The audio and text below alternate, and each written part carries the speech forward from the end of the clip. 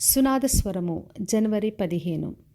దేశమా భయపడక సంతోషించి గంతులు వేయుము, యెహోవా గొప్ప కార్యములు చేసెను. యోవేలు గ్రంథము 2వ అధ్యాయము 21వ వచనం.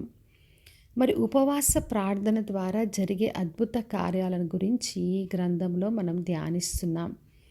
మరి ఆ దేశంలో ప్రజలందరూ కూడా కరువులో ఉన్నారు. ఎక్కడ చూసినా కూడా మరి పొలం అంతా పాడైపోయింది, పంట లేదు, భూమి ఎండిపోయింది, పైరు ఎండిపోయింది. చీడ పురుగులు, పసరు పురుగులు పంట నాశనం చేస్తున్నాయి.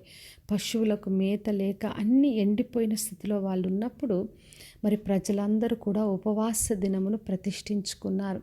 మరి దేవుని సన్నిధిలో వారి వస్త్రములను కాక హృదయాలను చింపుకొని పశ్చాత్తాపడి దేవుని సన్నిధిలో వేడుకుంటున్నారు.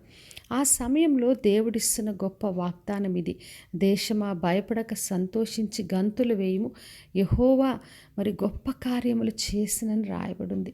అంటే ఎప్పుడైతే మనం ఉపవాసం ఉండి దేశం కొరకు, ప్రజల కొరకు మనము దేవుని సన్నిధిలో మొరపెడతామో అప్పుడు దేవుడు తను చేసే కీడును చేయకుండా మరి దీవెనతో నింపుతాడు. ఆ దేశం గురించి గొప్పగా ఆయన వాగ్దానం చేశాడు. చెట్లు ఫలిస్తాయి, మరి పంటలు సమృద్ధిగా పండుతాయి, తొలకరి వర్షములు అనుగ్రహిస్తాడు, మరి కొత్త ద్రాక్ష రసము, తైలము, ధాన్యము అన్నీ సమృద్ధిగా నింపుతాడు.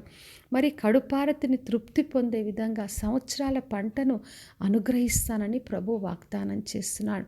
అంటే ఎన్ని సంవత్సరాల నుంచి ఎన్ని సమస్యలు మనకున్నా ఎప్పుడైతే దేవుని సన్నిధిలో ఆ సమస్యను చూసి దేవా మమ్మల్ని కనికరించమని ఆయన దగ్గర మనం మొరపెట్టి వేడుకుంటామో అప్పుడు ఒకే క్షణములో దేవుడు సంవత్సరాల పంటను, ఆ సంవత్సరాలున్న సమస్యను తొలగించే దేవుడు. అందుకే మనము దేవుని బిడ్డలుగా మన దేశము కొరకు, ప్రజల కొరకు, రక్షణ కొరకు, నాయకుల కొరకు, అధికారుల కొరకు, ఎలక్షన్స్ అన్నిటి కొరకు ప్రార్థించాలి.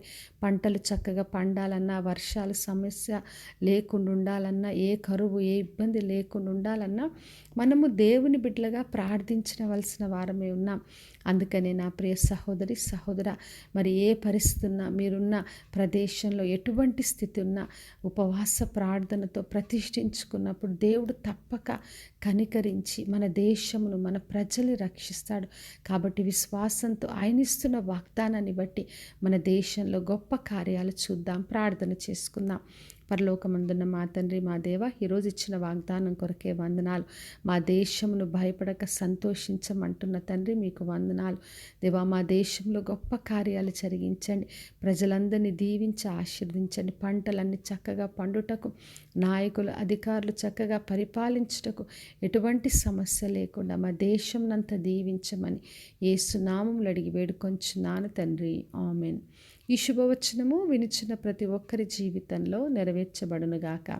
నేను మీ ప్రియ సహోదరి మంజులాచరణ్.